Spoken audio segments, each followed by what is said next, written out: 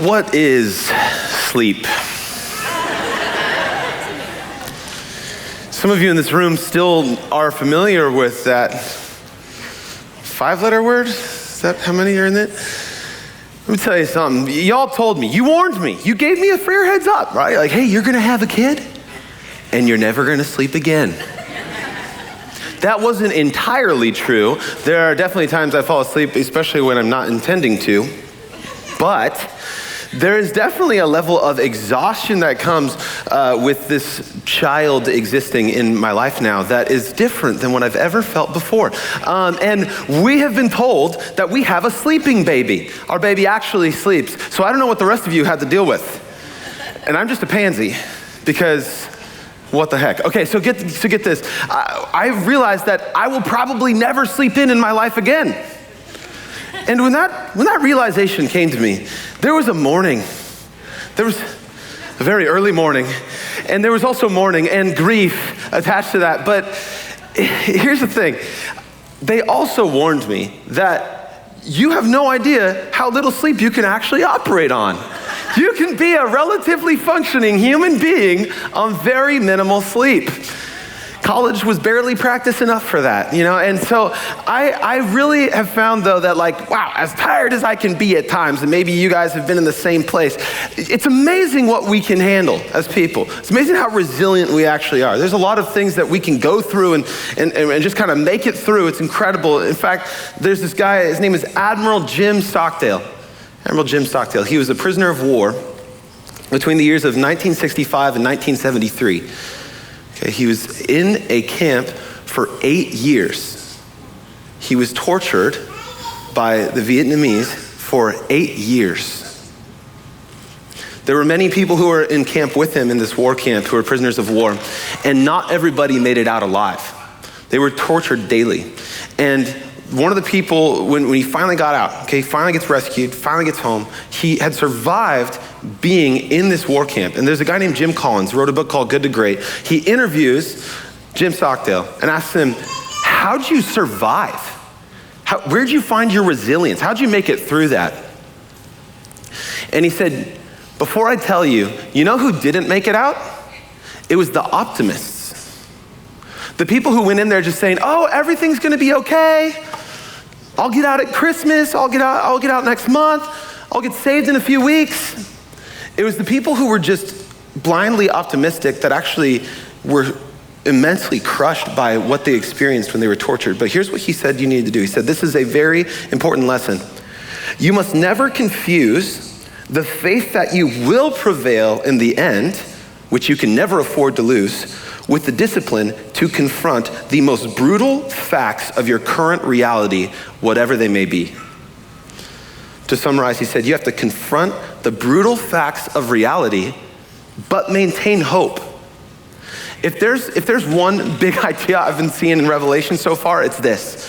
We have to confront the brutal facts of reality. That, you know what? Life is gonna be hard. There is going to be suffering. We are in this in-between of where we're waiting for the moment in which Jesus finally brings everything to fruition and rescues us from this suffering that we experience when he makes things right once again. However, we're stuck in this in-between, the thlipsis we've called it, the suffering, the spiritual persecution, and the in-between. How are we gonna stick through it? Did you know that the book of Revelation is a book of encouragement? How many of y'all need encouragement today? I could use some encouragement. All right, hey, I think all of you need some encouragement today. The letter of Revelation is a letter of encouragement, okay? And it's written to encourage the church, to encourage people who follow Jesus to do this thing, to stick with it, to not give up. John tells us about this unveiling of ultimate reality. That's what the apocalypse is. It's a peeling back of the curtain to see what's really going on. And what's really going on is there's a cosmic battle for your soul. And there's suffering that is going to happen, and there are things you're going to endure that are going to want to crush you. But at the end of the day, we know that God wins this battle. And God wins because God has already won. So much of Revelation is just saying, he already beat him, we just gotta hang on. We experience it as it's unfolding, but the ultimate spiritual reality, the brutal facts are this: God's already won. And so we can have hope with whatever we face, with whatever we're in front of at the time. And here's the thing, when we think about resilience, which is just our ability to bounce back from hardship, to bounce back from things that are really rough or suffering in our lives, there are so many different things that we go to build our resilience. A lot of us go to our career. If I just am more successful, if I just get the next promotion, if I can make the next jump in the pay raise, get the benefits, get the whatever, we think that is gonna be what helps us to be resilient because we have the right income set aside. Or maybe we think we're gonna be resilient because of a relationship. Man, if we just lock her down, just lock her down. Get the ring on it, like it's all gonna be great. Like maybe you think it's gonna be all fixed from that. If I just had that person who got me, you know what I mean? We think that's how we're gonna be resilient, how we're gonna bounce back from things. Maybe we think it's gonna happen, we can be resilient by numbing ourselves, by allowing those things to creep into our life that just, at the end of the day, you're tired and you just wanna be more tired and you give in to whatever it is that you numb yourself with. That's your resilience, that's the way you're trying to bounce back. There's so many things that we go to for resilience, but here's the problem. They aren't gonna help us handle hard times. They really can't. They're going to fail at helping us to handle hard times. The way that we handle hard times is through exactly what we're gonna see in Revelation today. This is a pause in Revelation. We've seen a whole lot of wrath being poured out. We've seen a whole lot of judgment coming. We've seen a whole lot of promise of what God's gonna do. But we've also seen a lot of the grace of God and the fact that he has even rescued any of us at all. And right now what we're gonna do is take a moment and he's gonna show us what the entirety of redemptive history has been. He's gonna go all the way back to Jesus. He's gonna go all the way back to the fall of Satan. And he's gonna talk about what we can hold on to, how we can be resilient in times that are hard. I'm really excited for you guys. This stuff we're gonna tackle is way more helpful than any sort of self-help that you could ever get. You don't need self-help, you need God's help. We're gonna get God's help today. We're gonna dive into Revelation 11. Go ahead and grab that and let's get after it. It opens up with a throne. Okay, here's what it says. Then God's temple in heaven was opened, and within his temple we see the Ark of the Covenant, and there came flashes of lightning and rumblings and peals of thunder and an earthquake and a severe hailstorm. The image here is an image of power. It's an image that almost defies description. John's looking into the throne room and he sees this incredible picture of the power of God. It's a transition from this pouring out of the wrath with the trumpets into a picture of the God who is on the throne. Consider this. How does the culture typically depict thrones? Let's just think in cinema for a moment. Avengers? Thanos? Yeah, the purple dude, big chin. Okay, scary guy. Snaps his fingers, does his step. He can do it all by himself. Okay, he sits on this massive throne, right? And the way that the throne is depicted is this evil, spooky thing, and it's huge, and it's domineering, and there's power, and it's dark. Star Wars, Palpatine, creepy guy with the, Okay, that dude, what about his throne? When we see him in episode 6, right? Spoiler alert, if you haven't seen it, you're a couple decades too late. Okay, he's sitting in there and he turns around, I've been waiting for you, right? It's creepy. It's creepy, and he's this scary little mean old man, and he shoots his lightning bolts, and it's scary. It's communicating power, it's communicating this terror, this rule, this dominion. Lord of the Rings, again, you're a couple decades too late on that one, it's okay. But Lord of the Rings, there's a handful of thrones in there, and almost every throne that we see, what's interesting about the way that Tolkien shows these different thrones is they're all negative. They're all negative. The throne of Sauron, he's on this massive throne with fire behind him. You've got the throne of Gondor, where it's being sat on by this steward who's just a glutton and doesn't care about the state of his people. Even the king of Rohan, where he's just giving into all the lies of the enemy, and his is all dark and cobwebs and everything. The way that our culture shows thrones is nothing like the ultimate throne. I wonder if there's something in us that doesn't want the thing on the throne to be what we bow to. If there's something to us that, it's like the way that the culture just depicts thrones is always in this negative light, always this evil, this conniving, this manipulation. But really, on the throne, on the ultimate throne is God. And it's a picture of glory. It's a picture of grace. It's a picture that demands praise when we see it. We look up and, oh God, you're so incredible, you're so amazing. It's nothing like any earthly throne. This is the power that we see of God. And it's from this power that John gets a vision.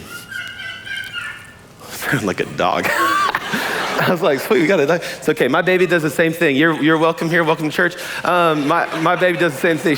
She'll chirp back in a sermon. She's probably in there now. She's like, Dad, wrap it up. Okay. So he sees this next sign, all right? He sees a woman.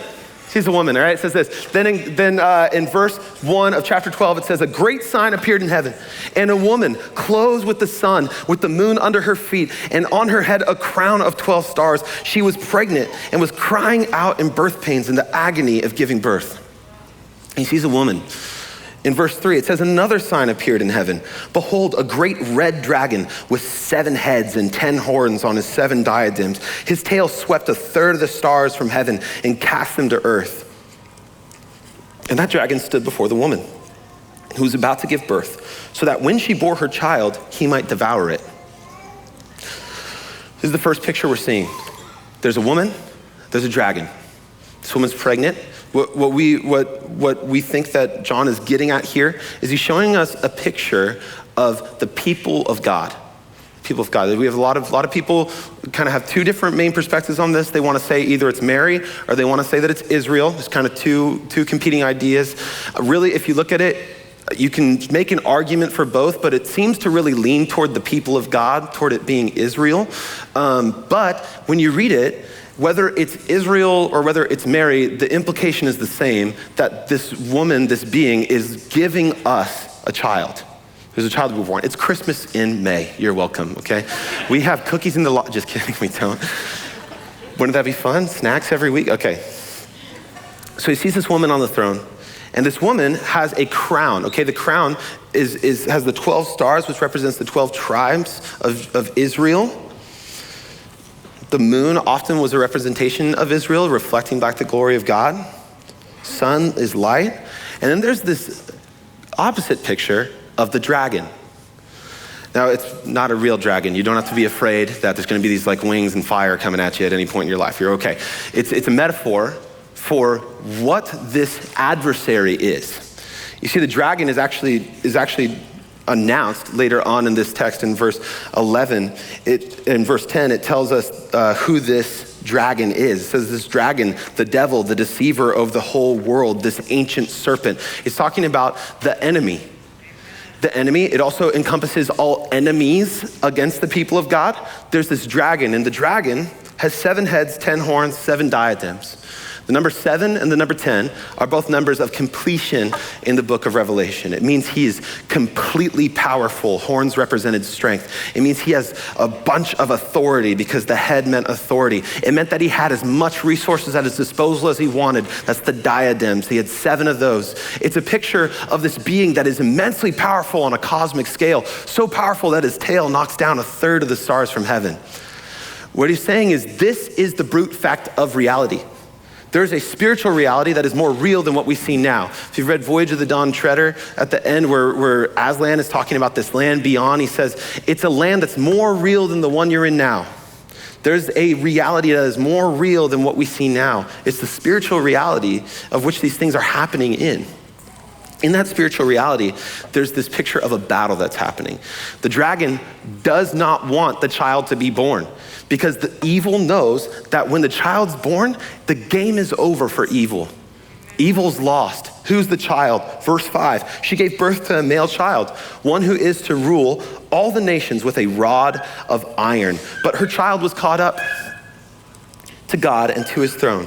And the woman fled into the wilderness where she has a place prepared by God in which she is nourished for 1,260 days. You see, this child is Jesus. Jesus was born from the woman. Whether you want to say it's Mary, whether you want to say it's the nation of Israel. Did Jesus come through the nation of Israel? Yes. Did he come through Mary? Yes. Was Mary protected by God? Yes. Was Israel protected by God? Yes. Okay, the point is that there's a child who was brought to us that had come to rule. The reference to the iron rod is a reference to Psalm 2, where it talks about this Messiah who would come, who would reign.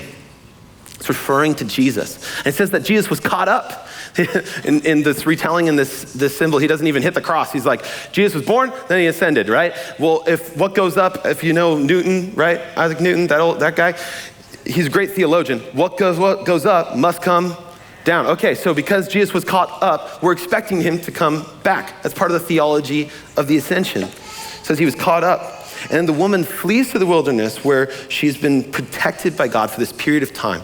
1,260 days, it roughly comes out to about 42 months, which is about 3.5 years. It's the times and half a time that keeps being referenced in Revelation, where it talks about this period of time in which God is protecting and preserving his mission. He is not going to be stopped. God won't be stopped. He is the most determined being in the universe. He has set his plan, he has set history on his course, and it will come to fruition no matter what. Let me tell you about determination, okay? When I was 18, I was one of the few college kids at my church, and that meant I was the resident piano mover. Yeah, actually, Hunter, you know a bit about that, right? It's you now, buddy, it's you. Let me tell you, I was the piano guy, all right? Why do church people own pianos? Sorry if you're in here and you have a piano. I love you. You're okay. Just don't ask me to move it. Okay? And why do they like to move them so frequently? So, the youth pastor would get hit up, which now I'm like, oh my gosh, this is my life. You guys message me and I tell him, okay, please, I'm begging you, move the piano. All right, get this. So I would have to move pianos, because I'm a good Christian boy. Wanted to love people, share the love of Jesus by moving their 800-pound piano. Some of y'all didn't know that. These things are heavy, okay? Inside of a piano, get this. I know this because I've moved a few. You open it up, there's a giant metal harp, huge metal harp, okay, just steel. It's got steel strings on it. That thing alone weighs like 700 pounds, and then the rest of the piano is roughly 100 pounds worth of wood, depending on what it's made of. So, brother asked me to move a piano, all right? We gotta get this piano, man, I got it, I wanna get it into my house. Great, I'll be there. Hey, you probably just need like two or three guys, you'll be fine. Grab a couple guys, show up at the house. Turns out it was an apartment. Turns out the apartment was on the second floor. This was a new one for me. Hadn't done the whole vertical piano moving yet. So, we looked at the piano, we're like, all right, man, we're gonna do this. Like, we committed, we're here, we're ready to move it, we got out, let's do it. So we get ready to move this piano up the steps, right? So we get on there, we're all trying to get this thing to move, and we get around the back and we're trying to lift it. We go up a step, it gets stuck. We go up another step, it would get stuck, and this piano just starts to get destroyed, okay? Like the wood is scraping on the steps, and he's like, it's okay, I just want the piano in the house. Like, it doesn't matter, I'm gonna paint it anyways. Okay, so we just, I'm under there, I'm pushing, we got guys pulling, and I get on the back, and I'm pulling, and they're pushing, and we get this thing all the way up the stairs to the landing. There were more stairs. And then we realized that the piano had to do what's called a pivot motion. It had to pivot in order to go up the next flight of stairs. It was at this point that we realized we were going to need a little bit more help than what we had. So, one of the guys with me was like a arborist, lumberjack kind of guy. Had in his car the means by which he cuts limbs off of trees. You know what I'm talking about? Those guys? Okay, so he had stuff in the car to do that. He goes to his car, like, wait, I got a plan. Goes to the car, grabs the supplies, comes back. Man climbs a tree, ties the strap to the tree, climbs down said tree, and then ascends the apartment building. Makes it to the roof of the apartment building, gets the strap, we throw it over to him, he gets the strap, goes over the other side of the apartment building, attaches it to some other structured tree, I don't even know, power generator, who knows, something on the other side, ties it there, and then man gets back on top of apartment building, and he's like, we're ready. And he starts to use a winch to lift the piano. And so we had to time this thing. It was like synchronized swimming, with the water. Okay, we were like dialed. So he gets up there and he said, okay, ready, push on 3. 1, 2, 3, push. Was it on push or on 3? I don't know. But then we would go ahead and push it, and he'd winch, and it'd move an inch. then it moved another inch, and we just kept going. And then the roof started to get damaged by the thing, and the tree is like bowing as we're going up. Guys, if you were there that day, there's probably some things you would have said to me, some loving correction of why I should have never committed to this in the first place. You would have observed a circus. It felt like a circus in the middle of it. But let me tell you, we were so determined to get that piano up there to that apartment that nothing was gonna stop us. We just kept going. Like this whole like picture of what we're seeing of what God does and who God is and this like peeling back of the curtain of ultimate reality, it might look like a circus to you.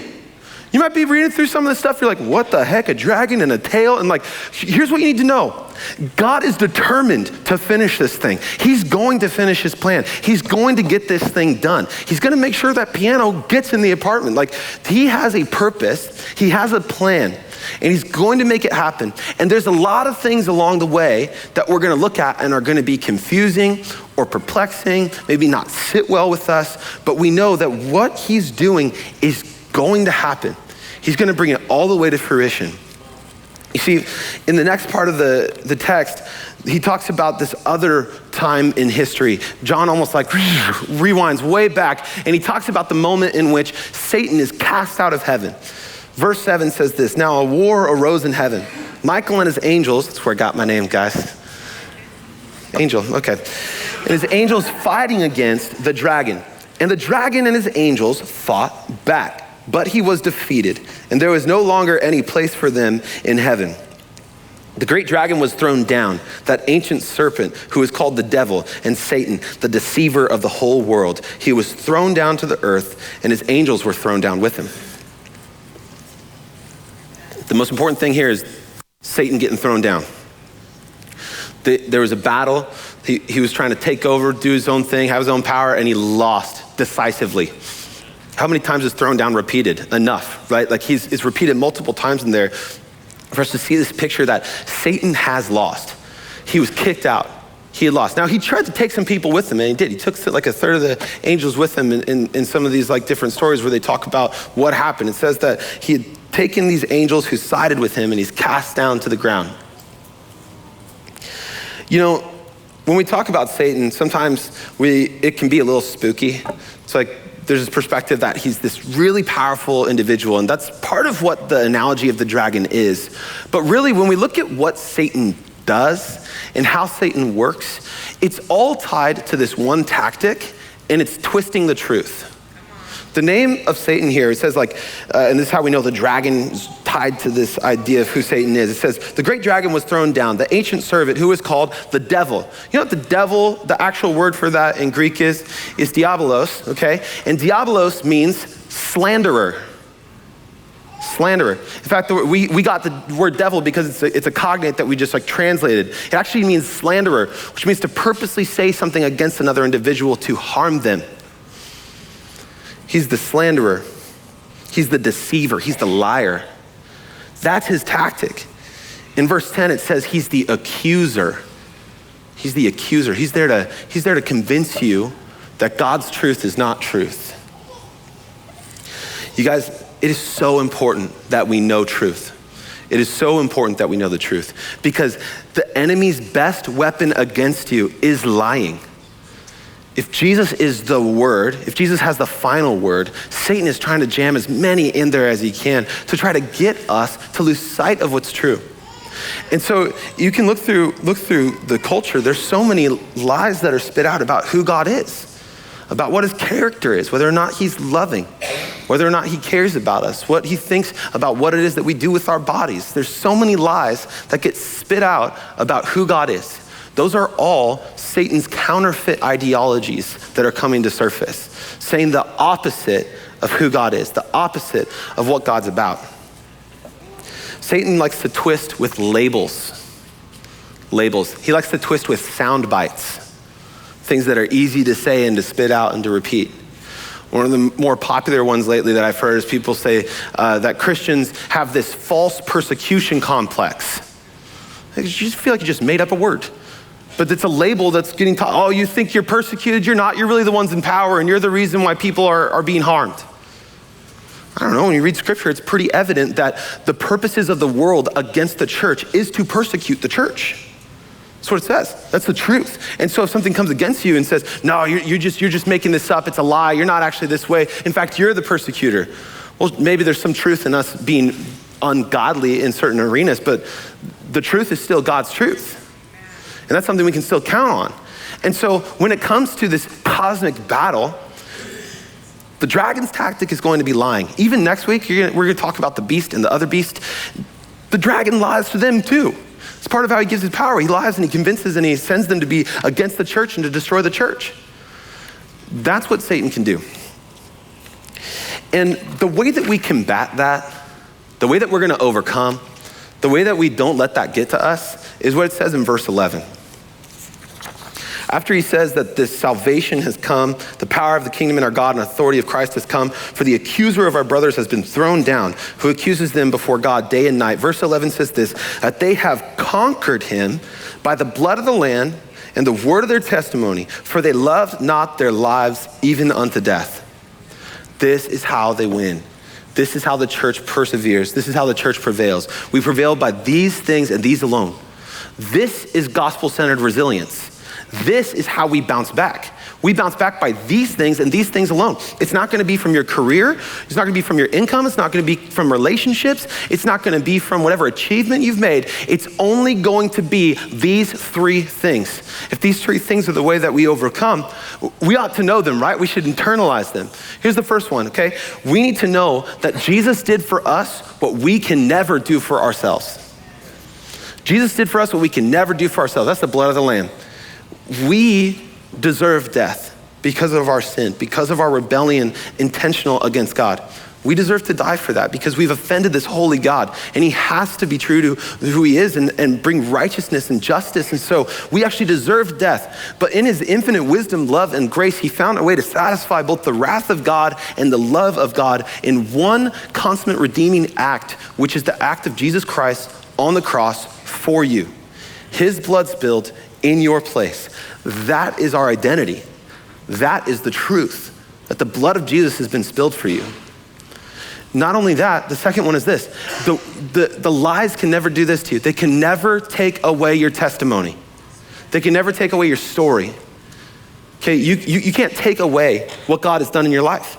If you've spent time looking at your life, you could point to multiple different occurrences where you would say, if that never happened, I would not be here. There are so many things you can look back on and say, it's only the grace of God that I'm here today in this room. It's only the grace of God that you're still alive. There's so many near-death experiences I had in college. It's the grace of God I'm standing here today, okay? Like, it's the grace of God that many of us are where we are today, that we're even considering the ideas of Christianity right now. It's the grace of God. You see, no one can take your story from you. No one can take what you've experienced with God, what you know to be true about God. They can lie about your identity. They can lie about what you should be doing with your time. They can lie to you politically about whatever. Like, they could lie about whatever they want, but they can never take away the work of Christ in you. You can always count on that. The last one is this. The next resilience builder, it says that they love not their life unto the death, meaning I want Jesus more than I want anything else. I want Jesus more than I want anything else. That's the hardest thing to say and really mean it. I love how sometimes we'll sing worship songs, and in these worship songs, they make really bold claims. And there was this one song called Scandal of Grace, and it would say, oh, to be like you, to give all I have just to know you. Jesus, there's no one beside you. That song, we were like, can we sing that? Can we authentically say that? Jesus, there's no one beside, I just want you. Can we actually say that? You see, that's the big question of our life, is where are our affections directed? Is Jesus number one in our affections? And I'll tell you right now, throughout the day, that probably changes constantly. I know just for myself, it's really easy to kick Jesus off the throne of my heart and say that something else is more important to me than he is. It's so easy to have other things take the place in our affections, but it's a miss, because the way that we overcome, the way that we're going to have resilience in this life is going to be by wanting him more than we want other things. This is how they overcame. This is at the core of what I think John is even instructing the church to be aware of. He's saying, hey, look, peel back the curtain. This is the brutal fact of reality. Satan's ticked and he wants to take you out, but here's how the church overcame. These three things. You can hold to these three things. These three things can define your life, and they're where we'll actually find resilience. So Satan's not happy that this is how we're gonna win. This is how we win, because God's already won, so we win, right? So he's not happy about that. And in verse 12, it says this: therefore, rejoice, O heavens, and you who dwell in them, but woe to you, O earth and sea, for the devil has come down to you in great wrath, because he knows his time is short. Satan knows that he's on his last leg. You see, the great lie he tells us is that he's in the ring. No, he's on the ropes. He's not in there really being able to take you out. No, he's on the ropes. He's already been beaten. But he's trying to take as many things out as he can with us. This answers the question of, well, if God won, why are things still so bad? Because the enemy wants to devour the church. He wants to devour those who are faithful to God. And so he's going to do whatever he can to twist the truth. This proclamation from heaven is really a summary of this entire chapter. If you look, it's like verse 10, 11, and 12 are exactly the flow of the chapter, where you've got the beginning, you've got the victory from the people who love Jesus, then you have this Satan who's angry and doing his thing. This is how they describe what Satan is doing in the next verse. It says, and when the dragon saw that he had been thrown down to the earth, he pursued the woman who had given birth to the male child. But the woman was given 2 wings of the great eagle, so that she might fly from the serpent into the wilderness, to the place where she is to be nourished for a time and times and half a time. There it is again. It says Satan's gonna come after the woman. He's coming after the people of God. So they flee, and they're given the means by which to be free and to flee and to be protected and to be nourished for this period of time in which they are going to be under persecution and in suffering. And then in verse 15, it says, the serpent, this dragon, always think of those as interchangeable as we're in here. The serpent poured water like a river out of his mouth after the woman to sweep her away in the flood. But the earth came to the help of the woman, and the earth opened its mouth and swallowed the river that the dragon had poured from its mouth. It's like, dude, even the earth has got God's back in this one. Like, it's gonna happen, okay? So no matter what the enemy wants to do to take him out, it's a no contest.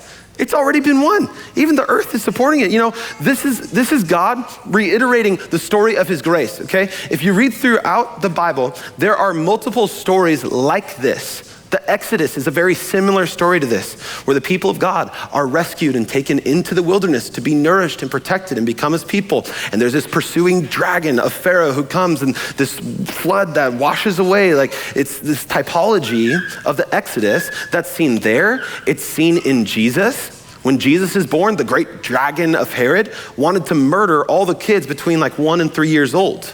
And so Mary and Joseph escape into Egypt. They're protected.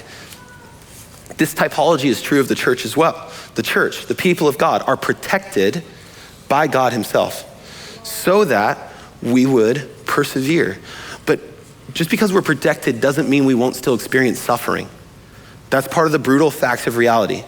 The brutal fact of reality is that the dragon is still on the loose. The dragon is still doing his thing.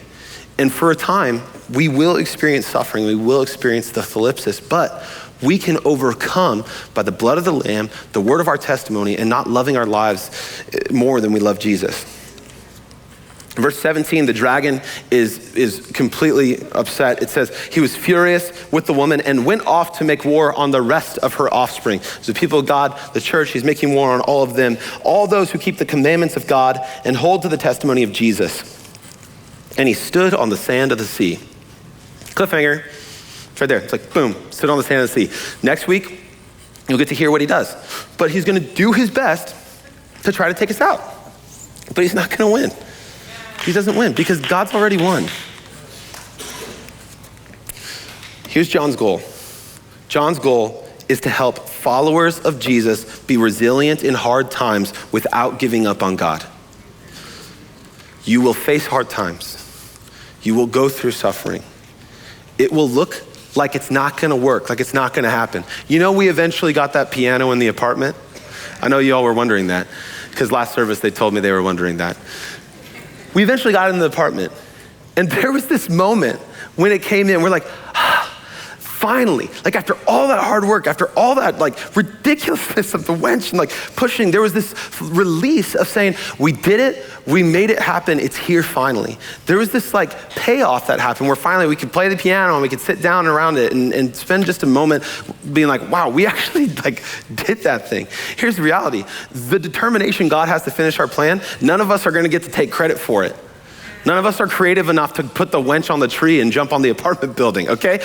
None of us are gonna ever be able to do what God has to do for us. You see, God is the one who is determined to bring us to fruition. God is the one who's determined to help you to persevere and to prevail in times of trouble and to be resilient for his sake. And he's the one who does that work in us. That's why it is so important for us to be immersed in those three things that it was talked about in this chapter, those three things that help us to be resilient. So these are three questions that you can just ask yourself as a way of doing some internal work, internal inventory, but also as a way of building some of that gospel resilience where you know that it's not because you're gonna be amazing. It's not because you're gonna have it all figured out or you're gonna be such a great Christian that you make it. Like, it's gonna be because of one of these three things, okay? Number one, it's the blood of Jesus, okay? So you have to ask yourself, have I been covered by the blood of Jesus? I know that's kind of a weird Christian phrase. If you're not a churchgoer, you're like, well, no, I would not like that. Here's what that means. Here's what that means. It means that have you been defined by what Jesus did for you? Jesus did something for you. He took your place. He paid the price so that you and I would be able to have a relationship with him forever, to know the one who loves you perfectly from the inside out, the one who will carry you through your entire life, the one that you can trust with your everything. That's what it means to be covered. What's your testimony? What's your story? That's another Christian word for like, what's your story? What has God done in your life? What can you point to and say, wow, you know what? If God never had me in that math class, I wouldn't know Jesus. If God never crossed my path with this person, I wouldn't know Jesus. What are those things that you can look back in your life and just take an inventory and say, wow, God, you really brought me here. And it's you who has saved me, and you can trust in that. You can never have your story taken from you if you know it, if you've internalized it, if you live it. The last one is this: who or what do you love most? Who or what do you love most? Because that's the question that we have to ask ourselves every time we're facing suffering. Do I love my comfort? Is my comfort what's most important to me? Is my reputation what's most important to me? Or what's most important? What do I love most?